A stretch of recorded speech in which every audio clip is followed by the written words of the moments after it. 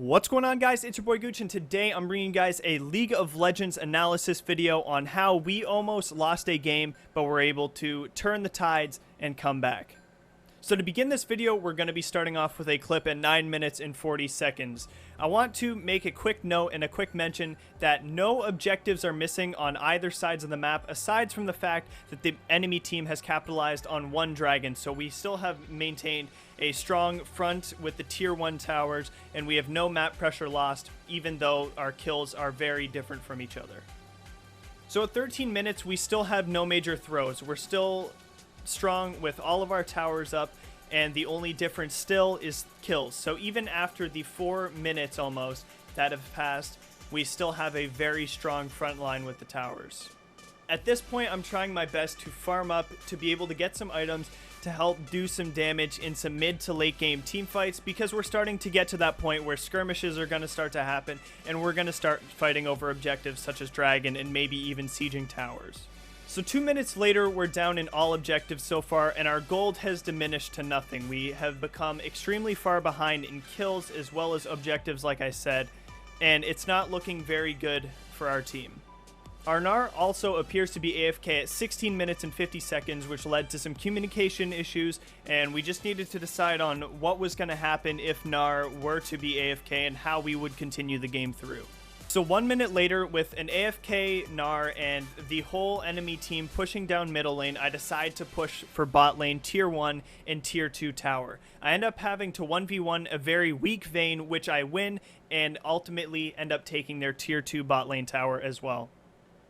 At 18 minutes and 20 seconds in the gameplay, Gnar reappears and starts to have an extremely negative attitude towards the game. He's trash-talking people. He's just a very toxic player. So I decided to mute him so that it wouldn't rub off on myself, so that there was going to be no more confrontation with myself and Gnar. So things like this clip before this actually starts is that it happens to everybody in League of Legends, and as it starts to play through here, you're going to see Gnar actually leaves me in an extremely good position for both of us to 2v2. There's a Vayne and a Ryze coming top lane, and at the moment it is a 2v1, and Ryze is going to be a bit late. Gnar has Mega Form ready and procced, so all he has to do is jump on the Vayne and get a stun on her, and we can easily kill the Vayne. I ended up getting her extremely weak, and it is unfortunate that he actually left me, because we would have had an extremely good capitalization top lane, and we probably could have capitalized on the top tower as well. So 1 minute later, we end up focusing our attention to the dragon, and I end up securing it for my team due to the Lux on the enemy team burning her ulti extremely early in the objective pressure.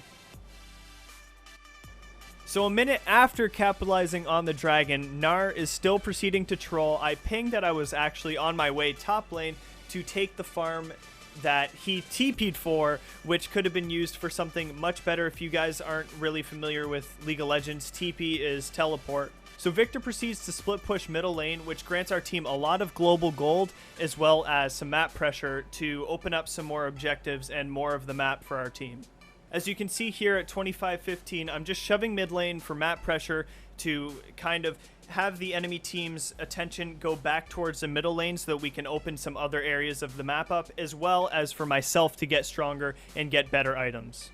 This was a very convincing part of the game for me, because at 25-45, our almost 10k gold deficit is now a fraction of that and has diminished to a mere 1k gold difference. The enemy team is still in the lead by a little bit in gold, but we have snowballed the game because of us farming and just working as a team to take objectives and capitalize on small little trades here and there.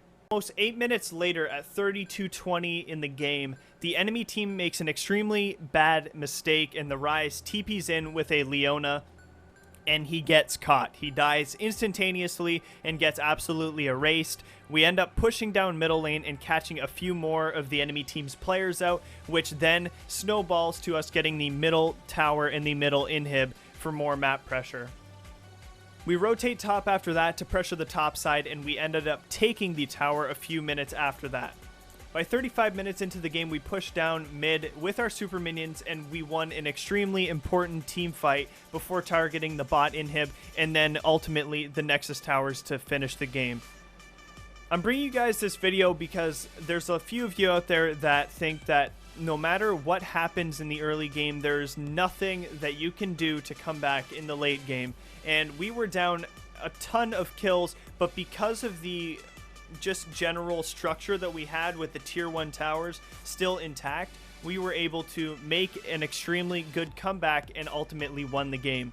I never want you guys to think that you're completely down and out of a League of Legends game, because there are so many things that can happen, especially at this low of an elo, that the team ends up throwing the game for you and in your favor so that you can actually win the game. I think the most influential play in this game was the fact that Ryze got caught out late in the game and we were able to capitalize on the mid tower and the mid inhib.